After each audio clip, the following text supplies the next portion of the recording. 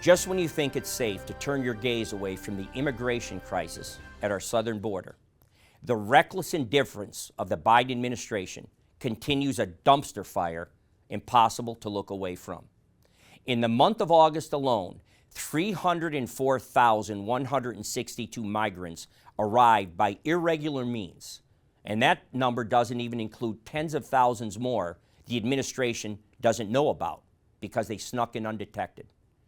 To put into context the level of crisis, the second largest immigration country in the world, second of course to the United States, is Germany, which in the calendar year 2022 had a total of 322,000 asylum seekers, which is barely more in a full year than America had in 1 month. It is fair to wonder how many of these asylum seekers that are flowing illegally into America are drug mules carrying fentanyl on behalf of the cartels, as well as the thousands of terrorists rerouting from the Middle East to America via our southern border, posing as asylum seekers. In light of the terrorist war Israel currently faces, brought by Hamas militants in their dastardly surprise attack, which is drawing comparisons to Pearl Harbor and the Tet Offensive of 1968, we should ask, how many more terrorist cells do we now have here in America? Question. I will now quote from an editorial by Hugo Gurdon, the editor-in-chief of the Washington Examiner. Begin quote. President Joe Biden set an ignominious record for failure in August. It is now pretty much guaranteed that 2023 will blow away all annual records for improper, unwanted, and uncontrolled immigration. And worse is to come. The Biden administration divides the flood of different streams so it can quibble over the word illegal. But this is a distraction that blurs an otherwise clear picture of abject federal failure. Call it what you will, an inundation taking place without the consent and against the objections of American citizens. The immense pressure this puts on governments in wealthy nations has started to tell. The pips have begun to squeak.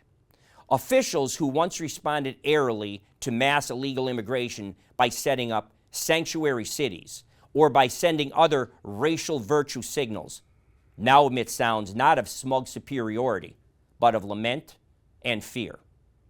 New York City Mayor Eric Adams suddenly realizes that the crisis will, if left unchecked, quote, destroy the city he governs. If the biggest city in America can be destroyed by the migrant flood, despite being one of the farthest from the Mexican border, so can all other cities across the country. The problem is at last understood to belong not only to Republican politicians, such as Governor Greg Abbott of Texas, who must deal with migrants when they first arrive in the United States. Abbott shipping migrants to New York, and Governor Ron DeSantis of Florida flying them to Martha's Vineyard, helped open lazy and indifferent Democratic eyes to the fact that they and we face a national, indeed international, crisis and can no longer sleep through it. Politicians must match the crisis with an excess of political will by enforcing existing immigration laws and by enacting obviously necessary new ones. These will be challenged in court and everywhere else by the left that does not have America's interests at heart. But the fight must be fought and won, as illegal immigration is now more broadly recognized as a problem of the many, not just of the few. Voters will turn to politicians who recognize that dealing with it is their moral duty to the country and the citizens they represent. End quote. It's probably about time that we citizens of America and voters accept responsibility.